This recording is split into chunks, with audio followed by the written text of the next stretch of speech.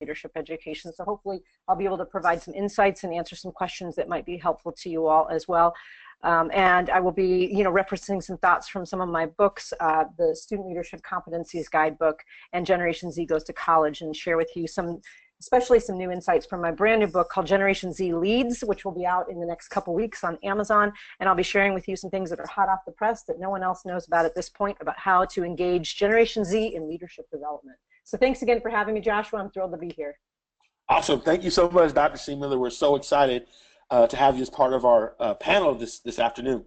Our next panelist is Dr. Marisa Herrera. She is the Executive Director for Community Building and Inclusion at the University of Washington. And Dr. Herrera, are you there?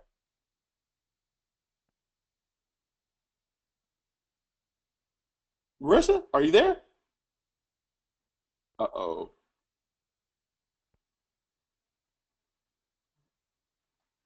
Okay, we'll give her a little second. Hopefully she'll be on soon. But Dr. Herrera will be joining us pretty soon. And then our next panelist, he is the president and founder of the Harbor Institute, as well as the Black and Multicultural Greek Road Trip. It's Rasheed Cromwell. Rasheed, are you there? Hey, Josh, I'm here. Can you hear me okay? I can hear you okay. Yes, I can. Awesome. I wanted to say good afternoon to everyone that joined us for the webinar. I'm very excited. Again, my name is Rasheed Ali Cromwell. I work with the Harbor Institute, which is an educational consulting firm based out of Washington, D.C., and we focus primarily on the areas of course, leadership development, but also hazing prevention and intervention and cultural competency. We work with over 235 different colleges and universities in 36 states across the country, and one of our areas of expertise is culturally based fraternal organizations, which includes Asian, Black, Latino, and multicultural Greek letter fraternities and sororities. So I'm excited to share some of my experiences with everyone on the call. We just completed our third annual Cross-Cultural Fraternal Advisors Institute, where we had campus-based professionals from all over the country learn different professional development skills over a 3-day full immersion experience in Orlando. And I'm happy to be here today and look forward to speaking with everyone. Awesome. Thank you so much, Rasheed. Great to have you. Marisa, are you there? Having a difficulty there, but we'll come back. And our next panelist is Sabrene O'Keefe, and she's Associate Director of Center for Leadership and Service at Florida International University. And Sabrene, we would like to welcome you. How are you doing today? Well, how are you, Josh? I'm doing great. I'm doing great. Awesome. Well, hi, everybody. As he mentioned, I am the Associate Director for the Center for Leadership and Service at Florida International University. And I've been there for, I just had my 6th-year anniversary. But one of the things that I'm bringing to this call is that I'm also working on my dissertation. And so while Florida International University has our QEP is on global learning, it kind of inspired me to do my dissertation around global leadership. And so I'm at a point in my dissertation where I have some interesting insights on global leadership as a current leadership practitioner. And so I'm hoping to bring some of that in for all of you. Awesome. Well, Sabrene, we're so happy to have you. And thank you so much for being a part of this wonderful discussion.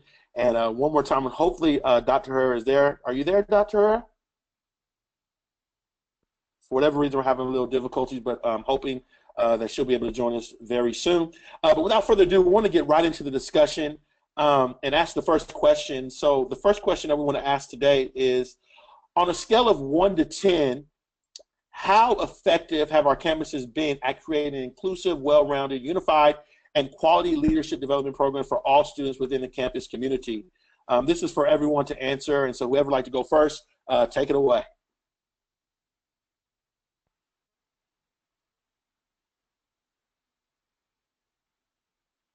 Rasheed.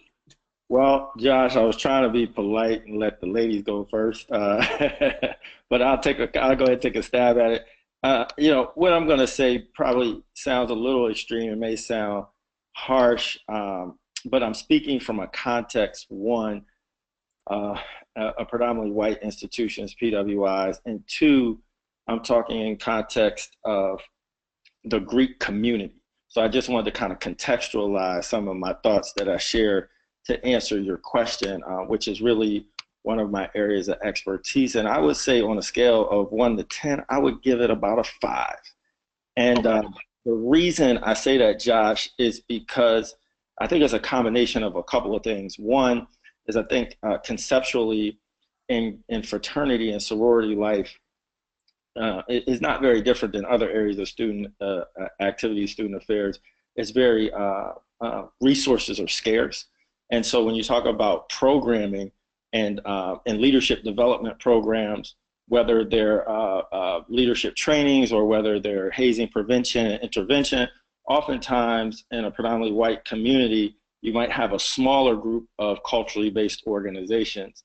And so I'm thinking especially of the larger state institutions, you might have thousands of Greek members and you might not even have 100 NPHC, which is Nationally Pan-Hellenic Council, African American fraternities or sororities, or some of the Latinx organizations. And so what happens is oftentimes, Josh, you may have a speaker come in or you might have programming, and it's really geared towards a predominantly white fraternal lens. And oftentimes it misses the diversity that's needed to encompass a lot of the culturally based organizations. And sometimes that's not intentional. Like I said, resources are scarce, so you might not be able to have someone that actually speaks to each community. So I think that's part of it. And then I think there is a understanding disconnect. And when I say that, the question says an inclusive environment, I think sometimes it may be diverse, but as many of the other panelists know here, there's a difference between diversity and inclusion. And just because something is diverse doesn't necessarily mean it's inclusive. So I like to use Verna Meyer's example all the time, where she says diversity is being invited to the party, and inclusion is being invited to actually dance at the party. And those are two different things. And so you could have programming where you have different representation, but it's still heavy to the majority community. And so I think a combination of those two things, resources and just understanding, leads to an area where, I would probably score it about halfway with regard to Greek life and inclusivity. And again, I'm defining inclusivity around race and ethnicity with regard to fraternity, sorority life, and campus programming and initiatives. Awesome, awesome, awesome. What about you, Sabrina and Dr. Seemiller?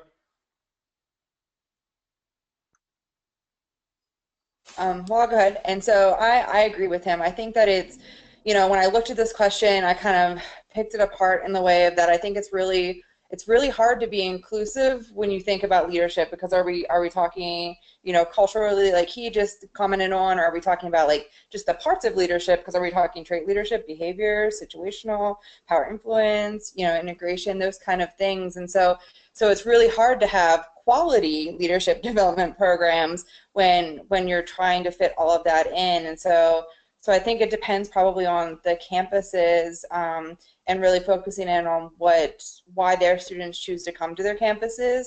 But then when they leave that campus, the problem is, then they only know what they were taught through that campus lens. And so it's I think a struggle for all of us to be able to know that we can't teach all of our students everything. But at the same time, so we use our mission statements and all of that to guide us, but then are we creating them, which clearly coming from the global leadership lens, for any community outside of our own little bubbles that we created on our campuses? And I don't think we're doing a great job of that. Awesome, awesome. What about you, Dr. Seemiller? Well, I will echo what my colleagues said. I think they made some really great points, and I just have a couple things to add to that. So if you go back to kind of the conceptual purpose as to why we're offering leadership, we haven't all landed on the same discourse. And what I mean by that is leadership programs are grounded in very different purposes on different campuses. So some of them are built around career and professional development. So you're developing the skills and competencies that will set you up for getting a job. And some of those are literally housed in a career services office or something related to that. But then you have other programs that are more like social justice leadership, where students are learning about activism and advocacy and that kind of thing. And then a number of them that are civic engagement and service learning programs, where you've got alternative spring breaks and service projects. You've got some leadership programs that are around academic success, really helping students develop the competencies they need to be successful in life and school. So goal setting and time management and organization, those things inherently are leadership development, but they also have a byproduct of helping you with academics. And then, of course, the more popular one that we see a lot is personal development. What am I going to learn about myself? I'm going to take my Strengths Finder. I'm going to learn about how to be a better human being, and then I'm going to go out and lead. And I think with the ability for us to have multiple discourses in leadership education is, in one sense, a really, really great gift that we have, because it means that there's so many ways to look at, to practice, and and to learn about leadership. But in another sense, it makes it really hard for us to do what my second point is measure how effective we are. So on a scale of 1 to 10, I'm not even sure we could get to a scale, because the problem is we're not measuring the same thing. And so what we're doing is we have all these programs grounded in very different things. So one campus might have an excellent program on, global leadership, like Sabrina is referring to, but then not have anything on career leadership, whereas other campuses might be quite the opposite. And so how do you know that they are effective, and how can you measure them as apples and oranges with each other? And so the first thing when it comes to measurement is, I don't think that we're doing a very good job of having some kind of standardization of measurement of the impact of these leadership development experiences on students. Most people are still using satisfaction surveys or multiple choice. Did you learn a lot? Did you learn something? Did you learn a little bit?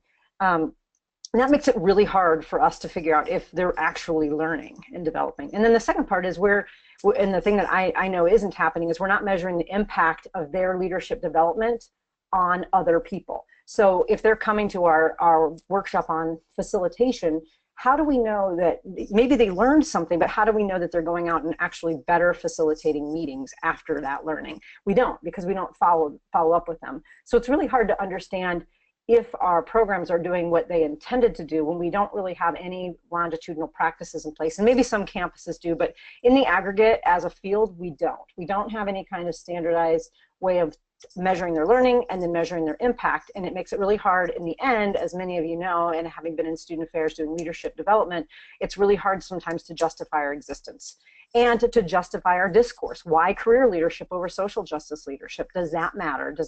Is that because that's interesting, or that's what's been on campus before? So I think that there's a lot of unanswered questions that I have, even before going to that scale, that I think we as a community should be talking about. And I'm really happy that we're all on the call here to really kind of think about and grapple with some of these bigger questions around our field. Awesome, awesome, awesome. Is Dr. Herrera on yet? Is she? Not yet. Damn, okay. Still working on that. The second question I want to ask each of you is, what do you believe are some of the greatest challenges that affect us from really being more inclusive, well-rounded, and unified as far as our leadership development programs are for all students within the campus community? One of the things that I hear a lot of student affairs professionals talk about is that we have these departments, but at times we can be more in our own area, and we don't collaborate as much as we should, or we don't come together as much as we should. And so I want to ask the panel, what are some of the challenges that you have saw based on your experiences with intersection of leadership development programs and really bringing different departments together? Well, I think this is Rasheed, Josh. Dr. Seemiller really hit it on the head with regard to the measuring and assessment part. Because what happens is when you're not able to really justify that, especially from a financial context, I think one of the biggest challenges is then you get into this reactive mindset instead of this proactive mindset. And until it becomes a problem in the community, using the different areas that she categorized with regard to leadership, whether it's social justice, and now I have a race issue on campus, or whether we have problems with getting students jobs, when she categorized it as career services. And then all of a sudden it becomes a problem in a high priority area. And so I think as far as consistency and sustainability, even before you get to your point, Josh, with regard to collaboration, that lack of clarity and that justification on purpose on, why should we even do this? I mean, instinctively everyone knows we need to do some type of leadership training, but to her point, does it work? Does it work on other people? And until we can measure that, it's hard to really justify a lot of these programs, which means it gets pushed to the bottom of the barrel. And there's so many fires that has to be put out. You know, we're getting into school now and in August and orientation, and you know, you got all these things going on where it becomes, you know, I'm gonna kind of push this to the bottom and try to put out these fires in a reactive mindset.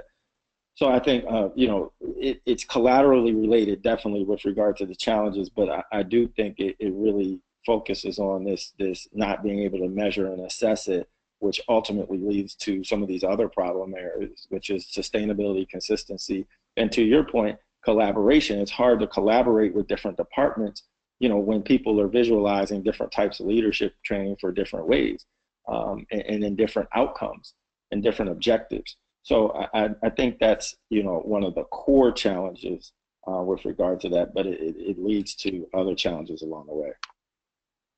Awesome, awesome. Yeah, Sabrina. This is Sabrina. So I would agree with that. And I think the other challenge is just scale, because when we get into our day-to-day and we have the best of intentions of collaborating with other departments, the reality is that when you're in the middle of it, you don't think to ask another department if they're going to be doing, you know, some kind of training where you should be going together with all of that. I work in you know, literally my title says leadership and service, and so, but there's lots of leadership training that happens that our office is not a part of, where maybe we could be bringing, you know, being a hub to bring some different departments together, but that's not quite the culture that we have on a lot of the campuses. The idea is exactly that, like, we all get our funding from different places, we have to prove ourselves, we should be doing all of these things, and so we focus on that and keeping ourselves, you know, relevant in each of our departments, and you know, developing the students in the ways that we think are appropriate, that we forget that maybe that completely, you know, working with another department and doing some of this cross-cultural or, you know, just intersectionality would help the students more, but then it comes back to funding and justification and, you know, and all of that. And so when you're worried about, you know, making yourself relevant and not having the appropriate ways to do that, I think that while you really care about developing students and that's your main priority, you kind of lose the fact that collaboration could be a greater tool for this. Fantastic. Dr. Seemiller? Great. I echo the sentiments of my colleagues here. I think that those are, you know, they're hitting it right on the head. And I think this is all going back to, you know, a few kind of key points here. I've got a couple things to kind of add to that. Really getting back to that idea of the siloing across campus. And, you know, we think about it as this idea of competing for resources. And in some ways we are, sometimes monetarily, but I think Sabrina brought up that a lot of times we get funding from different streams. So is it really a competition of financial resources, or is it a competition for something else? And in some ways, we get to the underlying issue of who owns leadership on campus. And, you know, when you look at this idea of who owns leadership, it's who's allowed to do it. So career services can offer leadership, but they can only offer maybe a career leadership program, but they better not be touch and service learning, because that's my office. And so we get into this kind of competition for expertise rather than necessarily the financial or fiscal resources, although that can happen too. We end up with blurry lines where we have so much duplication of services. I have a leadership program in the business school that does the same thing as the general campus leadership program. So what do, right? Do you say, okay, well then the general campus program doesn't cater to business students because they have somewhere else to go? Do you create college level programs? I mean, so you end up with a lot of duplication, which is confusing for students. So not only is it not resourceful, it's confusing. The second point I have is that there's no real standards or expectations of what a quality leadership program is. I've been with the International Leadership Association for a number of years, and there's this every year there's this group of people that always wants to talk about whether or not to accredit at least credit-bearing leadership courses. And it goes around and around, and it's stemming from this idea that leadership ed gets a bad reputation because there are some programs that, you know, aren't really that effective, or they're using materials that aren't appropriate. And I'm speaking here to the choir in some sense, because you all are online here and listening, and you're getting all, you know, up-to-date information. But there's a lot of programs out there that just aren't really spot on, and what ends up happening is campuses get a bad taste in their mouth for leadership programs, making it really hard, again, not just financially, but kind of philosophically, to justify why you're here. No, really, it's important that we do this program, and you have that hard time talking about it. Now, the third thing I have to say is one of the challenges is that we're still using an old model for leadership development, and this is what I talk about in my newest book, Generation Z Leads, is we have built a model for leadership programs. Many leadership programs emerged during the time in which millennials were coming to college, and the traditional age students were millennials. And that's when the vast majority of leadership programs were popping up. So the programs are based on millennial needs and wants. And we have a new cohort of students with Generation Z coming in, and they're here. They actually, the first cohort graduated in the spring, and they are very, very different. How they want to be recruited into programs is different.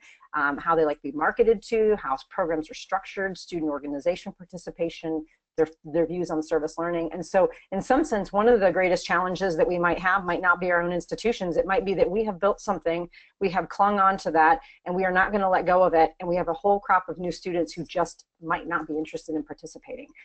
That in and of itself could basically kill our programs and again, make it really hard to justify our existence when our students don't even want to participate anymore. And I would argue the same thing. You know, a lot of what you said. This is Dr. Herrera. I finally got on. I had some audio issues. Happy about that. And I will briefly say that I'm the executive director of community building and inclusion at the Kelly Ethnic Cultural Center at the University of Washington, and I run the largest college cultural center in the nation. And what we are seeing is, you know, we have critical mass in our center. We have a large population of students that walk through the door every day. A significant amount of student engagement, but what we hear from them is the traditional ways of reaching them is just not activating this sense of engagement in the ways in which everybody that is engaged in leadership development work, the professionals, so to speak, are wanting to reach them. So some of the things that we've spent a good deal of money on to try and reach out to our student body is just not activating the kind of work that we want. And so really getting to the meat of it and saying, okay, what's going on with these students, particularly students of color who are first generation, low income, that are coming to our space in a variety of different ways? What is it about the strategies and approach that we're trying to provide that is, one, going to provide access to all these array of wonderful opportunities to become a leader, but you know, is going to create a sense of desire that they are going to actually engage in those opportunities. And then how do we also think about it from a student success perspective? Because that student success piece for our students that we're working with in the Office of Minority Affairs and Diversity is critically important, because we want them to continue towards their educational goal. And we want to make those campus processes fluid, make them continuous, make sense to the student. And I think the making sense part is what we are missing. We don't often take a step back, a true step back, and talk to our student activists and say, why is this not working?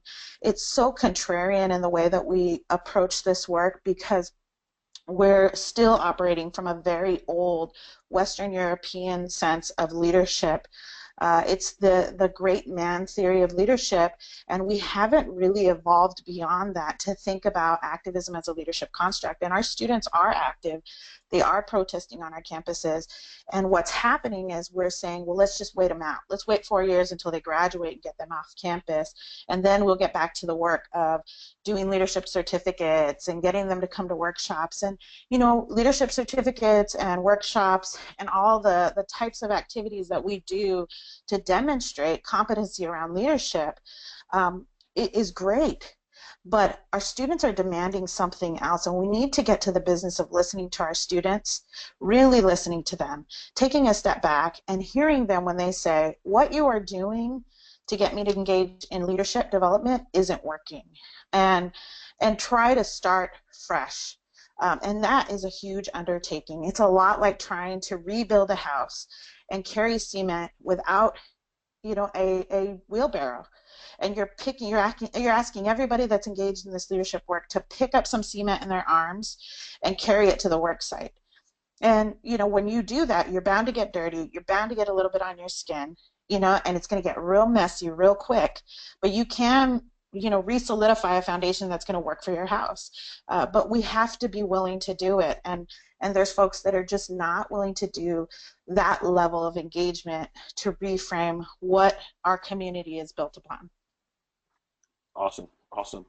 We're going to get ready to move to the third question, and this third question is really going to focus more on solutions and practical things that student affairs professionals and leadership educators can do in order to really make their programs better. You know, one of the things that I learned, I was at the national conference in San Antonio this past March, and one of the things that we had a discussion from different people that deal with leadership development, and one of the concepts they talked about was this concept of design thinking, and really learning how to pull different leadership resources from different places in order to create a program that is specific to your campus. Because one of the things that I've discovered is, as you know, as a speaker traveling across the country, you know, there's different types of students, there's different cultures, there's different ways of doing things. And I think the same is true even as far as leadership development is concerned. There's certain needs that may be higher in one area that may not be higher in another area. And so what I want to ask the panel is, what are some things that educators and student affairs professionals can do in order to create, you know, more well-rounded program, to create more intersection on their campus, just some really practical things that they can do to deal with some of these challenges. And we'll start with you, Rasheed. Well, thanks, Josh. I think one thing, and this came up last week, again, I was at this Cross-Cultural Advisors Institute that we collaborated with, a collaboration with Suzette Walden-Cole and Dr. Sarita Green, where we're educating a lot of campus-based professionals on how to better serve their students in culturally based fraternal organizations. And one of the questions that came up, and this is the answer to your question, Josh, is there was a sister from a campus that said, you know, we're trying to be more inclusive of white people in social justice movements, but some of the people of color in social justice said, well, if you're not a person of color, you can't really be a part of the movement. And that struck me, because I responded by saying, you know, especially in the civil rights era, that's historically inaccurate. You know, some of the biggest allies of African Americans in that movement were white people, especially philanthropists, that helped fund a lot of the, especially civil rights organizations like NAACP, SNCC, et cetera, especially in the North with Dr. King in the South. And I say all of that to say, Josh, I think there needs to be more historical context. You know, whatever area of leadership development you're talking about, if that's missing from your demographic, I think there's going to be some applicability that is just not going to be as effective and efficient as possible. You know, if you're teaching students the difference between an ally and a champion and an advocate and an activist, you know, what does that really mean? But at the same time, they don't have a historical context of where these things come from. There's a disconnect inherently that I've seen through my experiences, especially working with students all over, where they don't realize the power they have, they don't realize the resources they have available to them. So I think as we continue to think about intersectionality, especially there's a lot of talk with that regarding identities and multicultural competence, you know, I think it has to be a historical context, which is really, I've seen diminished throughout the years in any of these areas. So it better engages and better focuses our students. And that's something that educators and student affairs professionals can do. And if they don't feel confident, of course they have the resources on their campus with people that are experts in those areas, bringing them in and collaborating to give a better baseline, a better understanding with perspective and insight in those areas. Great. Sabrina. Yes. So one of the things that I think that we really need to do a little bit better job of is having students have very critical conversations with each other. I think that we see a lot on social media. They're very comfortable online. They're very comfortable talking when there's a computer in between them, but then you get them in the same room and they're not having those same conversations or trying, because on the internet, they're not necessarily responding for learning or listening or any of those types of things. They're just responding. But when you're in person, you sort of, you have to react to the person, and you're listening, and you're trying to learn typically from that. I just came back from a service trip in South Africa, and we got to go to the Nelson Mandela Center, and he has a room in the center that is a circle, and they bring people that have the exact opposite views from online blogs and forums, put them in that room and have them talk in person. And the guy that took us through there said that some of the greatest solutions to problems or things, you know, they didn't come out of that room necessarily liking each other, but they came out with a better understanding of the other person's side of view instead of just always defending their own. And so you know, that just happened, and that really resonated with me in the work that we do, in thinking about no matter what the topic is, you know, we have to also meet our students where they are. So I'm saying do this in person, and we should definitely be doing this in the, you know, try to integrate that a little bit more into the programming we do in person. But also I've started doing, I teach a leadership class online, fully online now.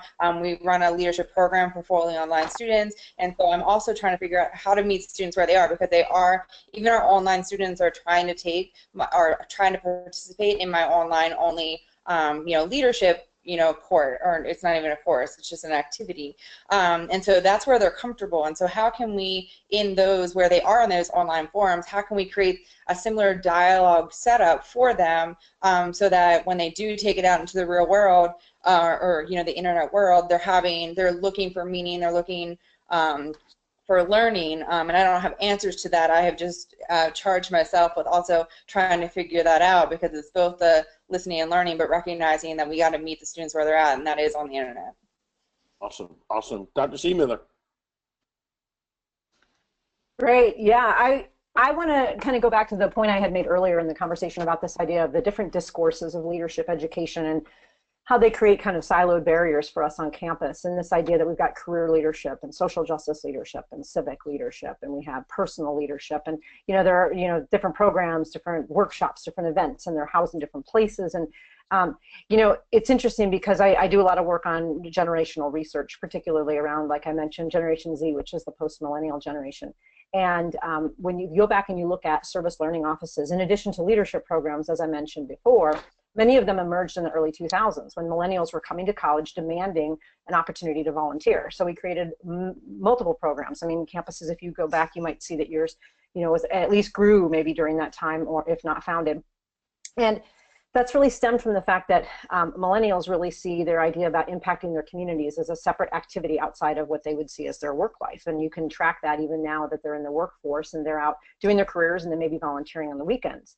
Well, we have this new generation that's come to college, and they don't really separate out this idea of career from social change to, you know, making a difference in their communities, which is a really great opportunity for those of us who do leadership, because it allows us to look at blending these discourses. So for instance, if you look at the idea of tying leadership to career development, right, this idea I'm going to go out and get a job, but the fueling the passion of them, where Generation Z says that the #1 things they're looking for in a job is not money. It's actually feeling passionate about what they're doing and making a difference for others. So we're blending social change and career development in ways that I'm not sure we're familiar with. This idea that a student doesn't have to just be in a club that does activism and then thinks about going to an academic advisor later that afternoon to talk about what they want to do for a job. This is a generation that sees all of that as one experience, where their job will be about making a difference, even if it's like a typical job like we see today, where maybe that's not built into it. They will find a way to build in this social change element into their careers. What are we doing in leadership development to help foster that? Not much when we keep everything separated out and we say, well, that's this type of leadership and that's this type of leadership. Again, going back to the idea that not only is that not really going to work, but why would a student want to come? I keep going back to that, if you build it, they will come. I just don't think so. I'm not fully convinced on that. And with that said, I think we need to really take a hard look at our service learning programs and look at more of social change learning. We do a lot of things where we set up service projects. Students will go out for a few hours on a Saturday and they'll come back and that's it.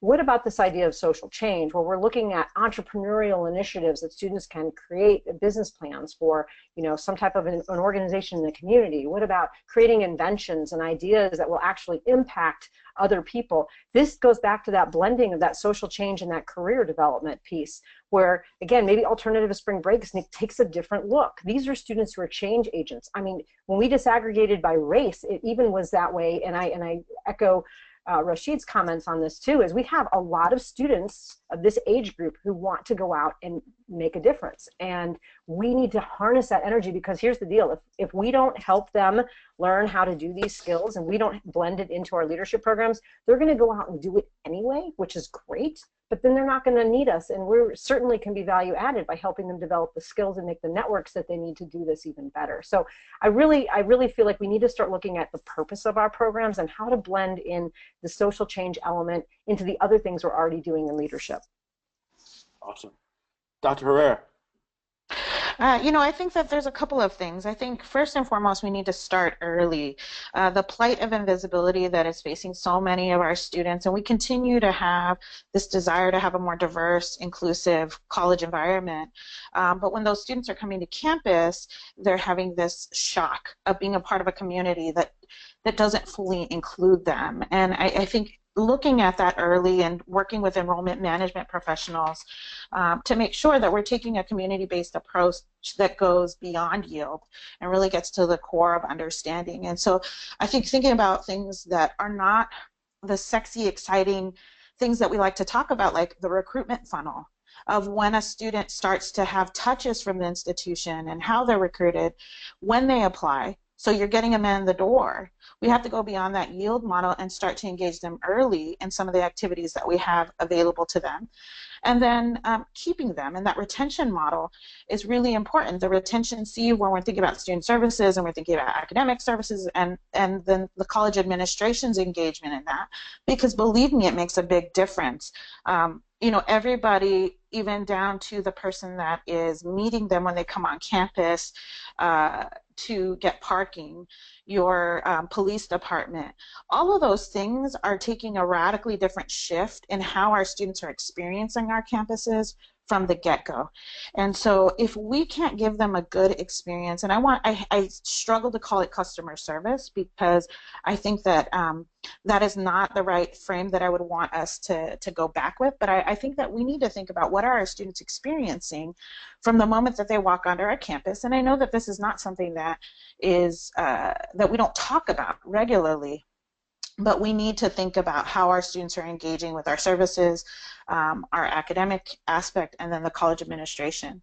The second thing would be from the moment that we start to engage with them and we know that they're coming, I think we need to think about or rethink retreats that we've had for students, first-year programs, and some of those orientation programs as an opportunity for healing. Students are coming to our campuses with much more than the bags that they're carrying into their residence halls.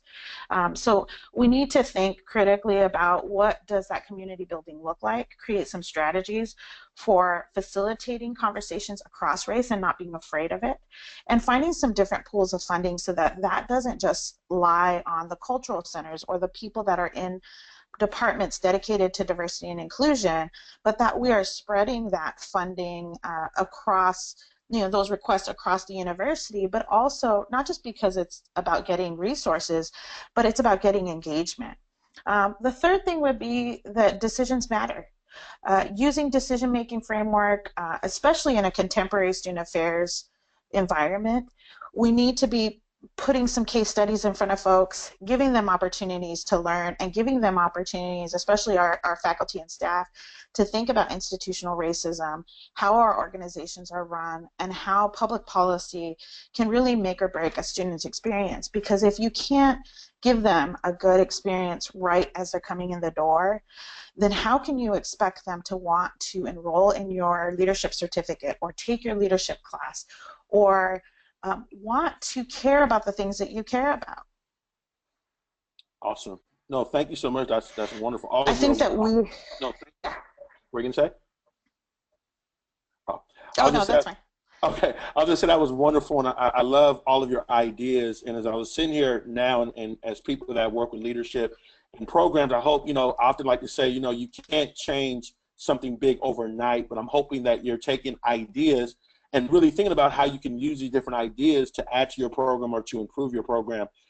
As I said earlier, we do our National Leadership Conference every single fall, and one of the things that we always do is we come back every year and say, okay, how can we make it better?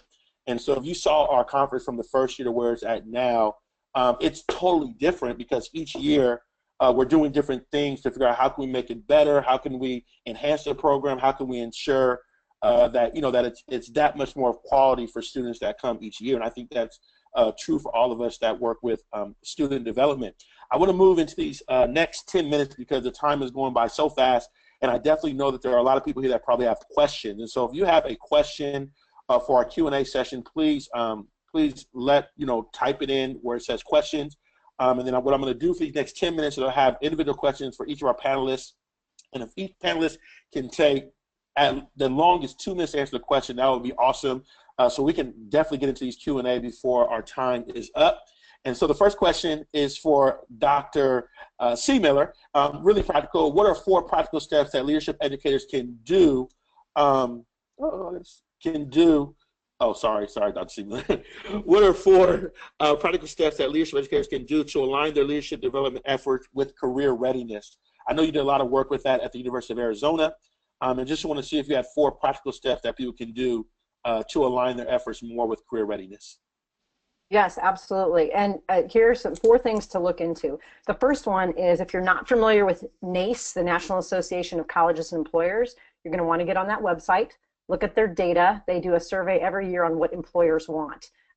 So if you look at the competencies they want in college graduates, like verbal communication, problem solving, and productive relationships, you can help embed those into your programs so that you know that you're preparing students for competency development that employers want. So that's a good selling point to students. It's also just good for your construct of your program.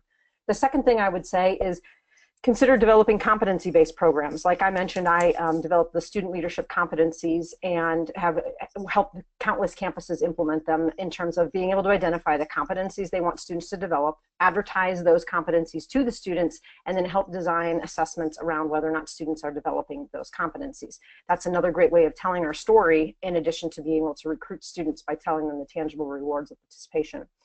The third thing is, as I mentioned before, this idea that students are not really separating career development from social change, is consider offering opportunities to tie leadership to things around entrepreneurial development. As a matter of fact, a good chunk of these students, a majority of them, plan to work for themselves once they get out of college. Whether or not they do, we won't know, but think about, are there things you can do to help them develop entrepreneurial skills that will help them as they move forward. And then the last one is thinking about integrating digital credentialing. This is a really popular thing, thinking of it like the Scouts badges. Think about digital badging, e-portfolios, co-curricular transcripts, interfacing with social media. How are students being able to show measurable credentialing to future employers in terms of what they're learning and they're doing on their own campuses? So those are my 4 things I would recommend looking a little bit more into. That's awesome. I want to add something on through my dissertation work about digital and leadership. There's a concept, and again, I make sure I don't want to take away from the time. I call the topic e-leadership, and one of the things that I know a lot of companies, especially global companies, are looking more into is virtual leadership. And through my research on virtual leadership, one of the things that I've discovered is they talk about that virtual leadership is different from face-to-face leadership. And a lot of our students are going to be graduating and going to companies where they're going to have to work with virtual teams. And so I think that's another thing that you can think about on how you can prepare your students to lead virtually as well. Our next person is Dr. Herrera. And Dr. Herrera, what are 4 practical steps that leadership educators can do to align their leadership development efforts with social justice and cultural issues that are dealt with daily out of your offices? I think first and foremost, to first know your history of your institution. There's a website called Wayback Internet Time Machine that you can use, and I would think of yourself as a researcher and go to the websites, start to dig and find out what you can about the history of inclusion and diversity at your institution. The second thing is commit yourself to talk to the experts. I think if I were to go in for a surgery, I would want an expert, not a hobbyist. I appreciate the desire by student affairs professionals to quote-unquote do diversity work, and I think that it's important for us, though, to talk to the people that are doing that diversity work and have been doing it for a long time. We've got experts on our campus, and to read the book Cultural Centers in Higher Education, and certainly that's not an end-all be-all. There's a lot of great books, but I think that those provide some great perspectives on identity, theory, and practice as it relates to students and doing diversity work. And the fourth thing would be that, again, decisions really matter, and so trying to develop a decision-making framework that works for your institution, that engages case studies and talks big picture about institutional racism, so that we can start to apply an anti-oppressive lens for our education.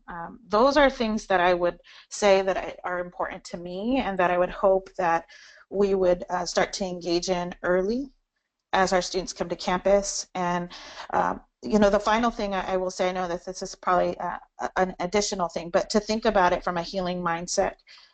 So many of our students are coming to campus with a lot of trauma, and it's important to make space in the curriculum. I know that the goal is leadership, but leaders have to heal too, and so making sure that there's space in that for people to kind of debrief some of their lived experiences and the world views in which they're coming to our campuses with. Fantastic. Thank you so much. Rasheed, what are 4 practical steps that leadership educators can do to align their leadership development efforts with some of the common needs of culturally based fraternities and sororities? And as I say this, as you know, Rasheed, I'm a member of Phi Beta Sigma fraternity, and I think a lot of times our cultural based fraternities and sororities get missed when it comes to leadership development, and I know you do a lot of awesome work in this area, so take it away. Yeah, Josh, I appreciate that. I think very quickly, I know we're running short on time, but one is to increase understanding. And so around this area, many times campus-based professionals are coming from an IFC or Panhellenic lens. And so not being familiar with a culturally based lens leads them to try to adjust their advising styles to something that doesn't really sync up well. So better understanding the organizational culture, the individual cultures of our students of color as well. And I think Dr. Herrera mentioned this earlier with regard to institutional culture and the history and knowing what's going on. Increasing your understanding is important. Everything from books like Black Greek 101 to Divine Nine by Lawrence Ross are very helpful in that area. And then conferences in that area. Of course, AFLV has a conference every spring, Association of Fraternal Leadership. And we have a conference called Miseducation of the Greek Road Trip, which we're having this fall. All of those things help increase the understanding around this area to better connect with the students. On campus, the second thing I would say is increased visibility. One point that we often see is a point of contention with regard to visibility is many of the predominantly white fraternities and sororities have houses on campus or on Greek Road, which means it's very visible to people who are not familiar with this area. But when you're talking about first generation students of color, people who aren't familiar with the whole college experience, especially this thing called fraternity and sorority life, doing things like hanging banners on campus to increase the visibility are very financially feasible, but very impactful experiences to help students associate who we are as organizations and how they can be involved. I know Tanea Lowry, Assistant Director of Fraternity and Sorority Life at the University of Tennessee, did a great job with this initiative on a fairly large, predominantly white institution campus to help raise that awareness. So visibility is very important, and that's my second thing. Last 2 things very quickly is validity and trust. I'll put them together. Oftentimes there are people in positions that may have come before the campus-based professionals that are there now, and so there's a lack of trust with regard to the students who are already maybe suffering different issues around trust before they even get in this space. And so I think for leadership educators, reaching out to alum, graduate chapter members especially, is very important in building alliances and liaisons to be able to help bridge that gap. There is some social capital that they're going to lack just by being unaffiliated with these organizations, and I think they can overcome that area by building the communication and that trust through some of the older members of the fraternities and sororities that are in that community and that are actively involved in the graduate chapter, which are chapters for professional members. So those are my 4 areas: understanding, visibility, validity, and trust, and building those areas to help make it equitable and aligning leadership development with culturally based organizations. Awesome, awesome. Our next question is for Sabrina. What are 4 practical things that leadership educators must add to their leadership development programs? Excuse me. In order to ensure that student leaders are ready to lead in a global society? I'll let you take it away. Yes. So the first thing is really just to create the, making sure that we're creating the awareness that there is a global society, that we can have the ripple effect. A lot of service learning programs do that. I think NACE just added a global intercultural competency to their competencies, and so I think that's going to also help with all of that, but helping students really understand what global leadership is. And so one of the struggles, and as I'm going through my dissertation research, is that we're not going to create a new program for global leadership. We just do not have the funding for that, even with campuses with that focus.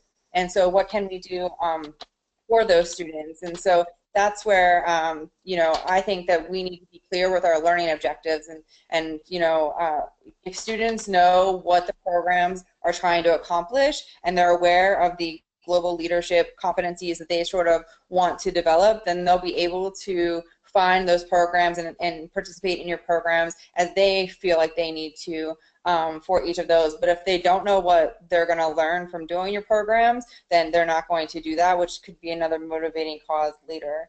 And then also I would say that I was at a keynote where he criticized the fact that so many campuses are trying to focus on global leadership, yet we're not doing leadership education well enough. And I sort of echo that as I do my global leadership research, because global leadership looks very different for each industry. And so I don't think it's our job as leadership educators to necessarily teach for each industry or each culture that students might interact with, but it's about giving them those baseline competencies so that they know and can go and do that research themselves and have sort of the capabilities to handle sort of the resiliency and things that come with that messy sort of environment. And so I say that because my last 2 points really are things that we should be doing in our leadership programs already, but really encouraging or making sure that we're doing them. And that's, encouraging difficult conversations, which I mentioned earlier. But when I say that, I mean that we really need to get students to start to be able to explain their why to their what. I think so many times that they have a stance on something, they know their what, they know what they believe, but do they know why? And if they do know why, are they able to articulate it? Because if somebody's coming from a different perspective, if the person cannot explain why they feel this way, why they're making that decision, why any of that, then they're never going to get over, they're never going to learn from each other and sort of go over those barriers. And then my last is, active listening for understanding. I think that it's something that we think people do well is we listen, or you have to listen as part of the communication train, but I don't think so. I don't think we're doing a great enough job, especially when you think about taking it into a global society and working with somebody that's very different from yourself. You really got to take the time to listen, to understand, for all of that, to to be able to work efficiently with those people going forward. Phenomenal. Thank you all. Thank you all so much. We're going to get into our Q&As. We have about 5 minutes left, but before we get there, just want to highlight a couple of things really quickly. The first thing is Dr. Seemiller. They're doing an event in Denver, Colorado, because we believe in resources. It's the Leadership Education Academy. Oh, sorry, I got to go back. It's going to be held July 31st through August 3rd, 2017. And it's a 3-day immersive training program for current or aspiring structural and programming leadership educators in higher education. If you're interested about it, the website is below, www.ila-net.org. So highly encourage you to definitely get a part of that program and look into that. Another program that we have, a resource, is, as Rasheed talked about, is the Miseducation of the Black Greek. He does a wonderful leadership experience each year. This is their 8th year. They're going to be in Washington, D.C., and so if you're based on the East Coast and you want to go to an incredible leadership experience for your culturally based organizations, or even just students in general, definitely reach out to Rasheed and get more information on that program. It's absolutely incredible as well. The next thing is obviously the NASPA Student Leadership Programs Knowledge Community. Obviously you're a part of it. If you're not, we encourage you to get connected. We're definitely going to be doing more webinars moving forth, so make sure you get connected with that. And then also, lastly, this fall we're doing the 8th Annual Circle of Change Leadership Conference, which is really all about preparing students for career leadership success. It's an incredible program we've been doing for the past 8 years as well. It's right here in Los Angeles, California, and it's at a really reasonable rate. And so if you want more information about that, you can go to the website or speak with me as well, and we would love to have you become a part of that program this year for your students as well. And then what I want to do is I want to put everybody's information up there because obviously we're not going to be able to get through all of the questions. But if you want to reach out to our panelists or me individually, the information is up there. I have myself at the top, Dr. Corey Seemiller, Rasheed Cromwell. Justin Pasinger was the NCAA, something came up this morning, wasn't able to join us, unfortunately. And then we have Dr. Marisa Herrera at University of Washington and Sabrene O'Keefe at Florida International University as well. So all that contact information is available. And so for these final, I guess hopefully my panel doesn't mind staying for an extra 5 minutes just to answer some of the questions that we saw. There's a good amount of them. If we don't get to your question, please email the person here, and I'll keep that up here so that you can email them specifically. I'm sure they wouldn't have a problem with it. But the first question I think which came up, whoever wants to answer this really quick, I guess we'll do 30 seconds for each question and hopefully get to about 5 or 7 of them. If we aren't assessing well, how do we know these leadership programs are out of date? Whoever wants to answer that question, that would be phenomenal. Our students are telling us, this is Marisa, and I think our students are telling us by not showing up or showing up and not having sustained engagement in some of the projects that we're putting a lot of money into. So I think listening, really deep listening, is one of those ways that we can look to assess informally. And then, of course, data is going to drive some of our decision making, but we need to look at the qualitative as well as the quantitative. The qualitative is going to provide us the breadth. The quantitative is going to provide us the breadth, and the qualitative, the things that our students say, are going to provide us the depth. And there's more than one ways to get information about how effective we're being from our students than just sending out survey upon survey. Awesome. Dr. Seemiller, I think this one's for you. A question came in. Can you define the difference between millennials and Gen Z, and what specifically isn't working? Example. Great question. I can't do that in 30 seconds, but what I can do is, because it's an entire book, it was like 300 pages long. The difference is that their age, of course, is different, but just their outlook on life and their feeling towards higher education in general. A lot of them are kind of skeptical about spending a lot of money on college when it doesn't really guarantee them a job. So they're coming to college. A lot of them are cash strapped in ways that are even worse than before. So they're not really willing to give up a Saturday to come to something if they can pick up another work shift. So you're going to start seeing some of that if you haven't already seen it. And so what are some of the things we need to do? You need to start talking to your students. I echo Marisa's comment exactly, is that, the informal assessment is that they're just not coming, or they're not coming in the same numbers, or they're not coming to the same things. And so it's hard to assess their learning if we don't have learners. And so the first thing to do is find out, what do they want? Are they going to come? And go from there. I think that's the first thing. Awesome. I think this question would be good for you, Sabrene.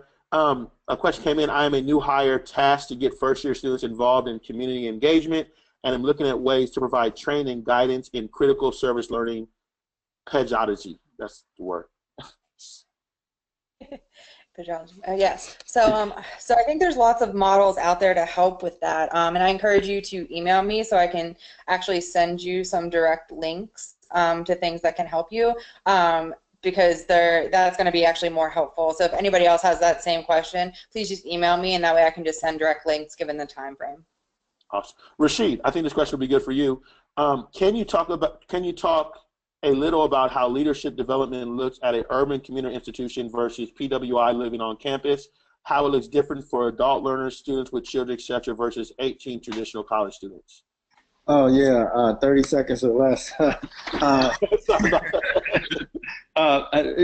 think it's some very obvious things, Josh, one of which is many of these students in non-traditional are working. And so their priorities are very different. And I think the way that we need to engage them is not just by acknowledging that, but logistically accommodating them. So the traditional PWI model that's not an urban-based campus, you know, may have evening programs at 6 or 7 when people are getting out of class. Well, these non-traditional students are leaving and driving and going to work.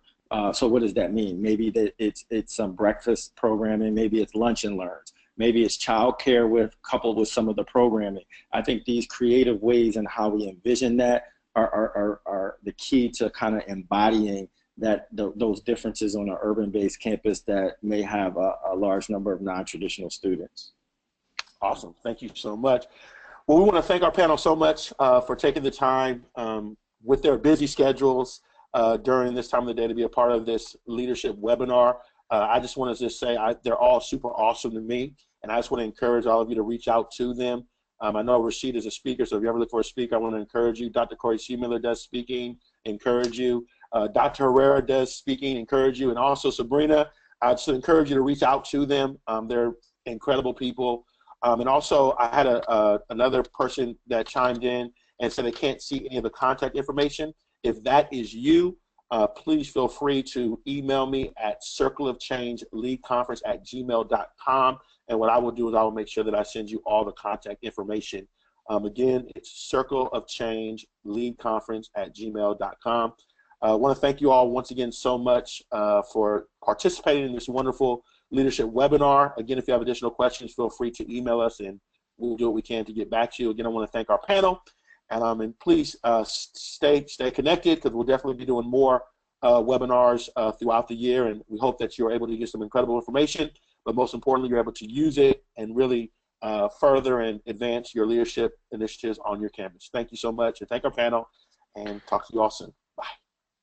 Thank you.